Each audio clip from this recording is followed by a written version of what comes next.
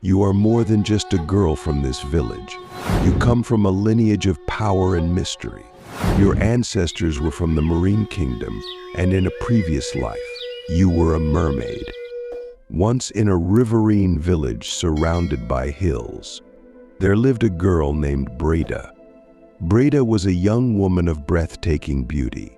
Her long, flowing hair shimmered in the sunlight, and her deep, soulful eyes reflected the calmness of the river, where she often found herself. Yet, despite her radiant looks, no man approached her, and no friend sought her company. It was as if an invisible veil cloaked her from the world. Her peers, most of whom had suitors or boyfriends, mocked her mercilessly, laughing at her loneliness. They saw her as an outcast, and they never missed an opportunity to remind her of it.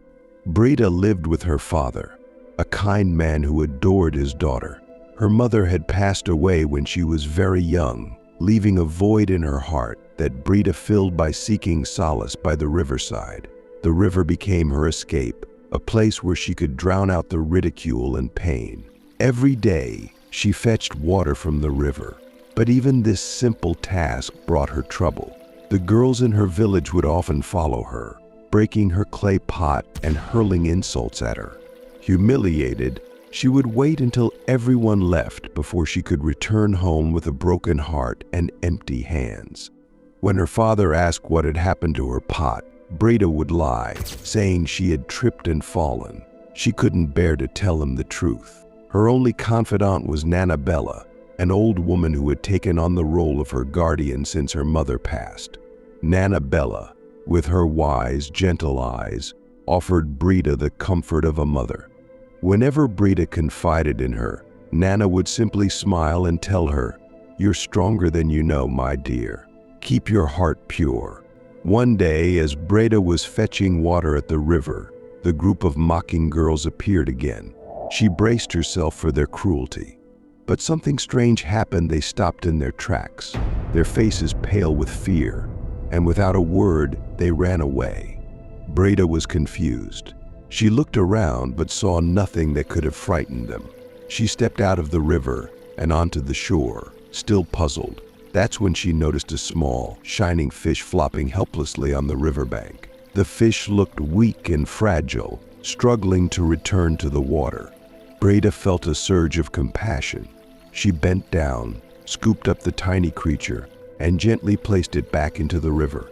As the fish swam away, Breda felt an odd sensation wash over her. It was a feeling she couldn't explain, but she knew something profound had just occurred. She quickly fetched her water and returned home. That evening, she hurried to Bella to tell her what had happened. Nana listened carefully, then smiled warmly. "You have a good heart, Breda," she said. "Your kindness will never go unnoticed. You are special, more than you realize." The next day, Breda returned to the river, as she often did, to enjoy the peace it brought her. As she sat by the water's edge, a group of young men arrived, laughing and chatting as they explored the riverside. Among them were TJ and Sokka, two well-known young men in the village. Sokka's eyes landed on Breda, and he stopped in his tracks, captivated by her beauty. He approached her, his heart racing. "Hi, I'm Sokka," he said, trying to hide his nervousness. Breda, who had never spoken to a man apart from her father, was shy and unsure of what to say. "I'm Breda," she whispered, her eyes avoiding his.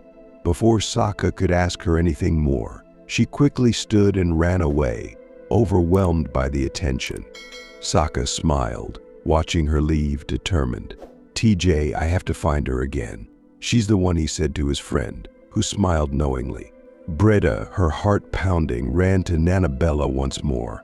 She told her everything, still in shock that a man had shown her interest. Nana smiled again, her eyes twinkling with secrets. "Breda," she began, "I think it's time you know who you truly are." Confused, Breda asked Nana to explain. The old woman sat down beside her, her voice low and serious. "You are more than just a girl from this village. You come from a lineage of power and mystery. Your ancestors were from the marine kingdom, and in a previous life, you were a mermaid. That connection still flows through your veins.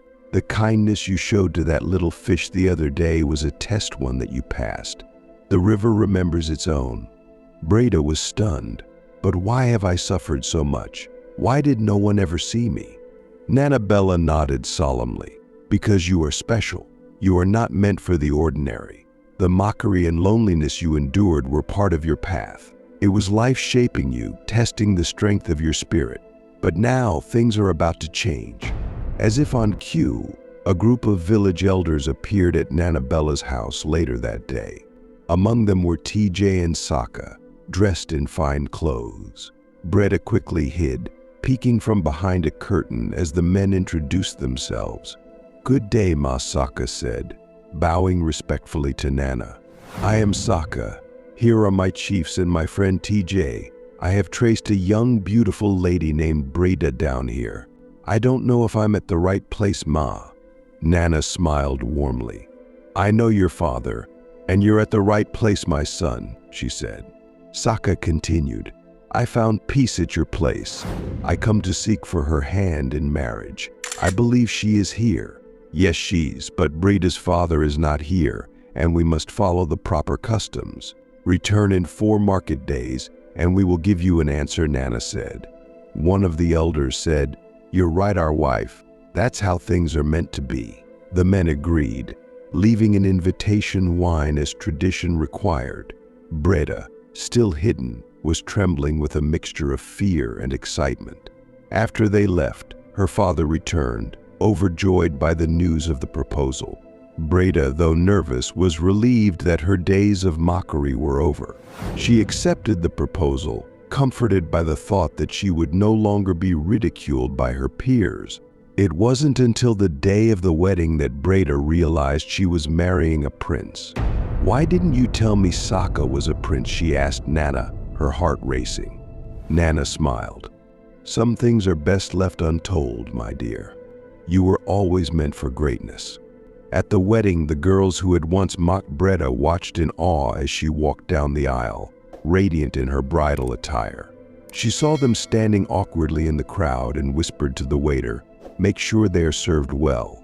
Breda and Sokka married, and their love blossomed.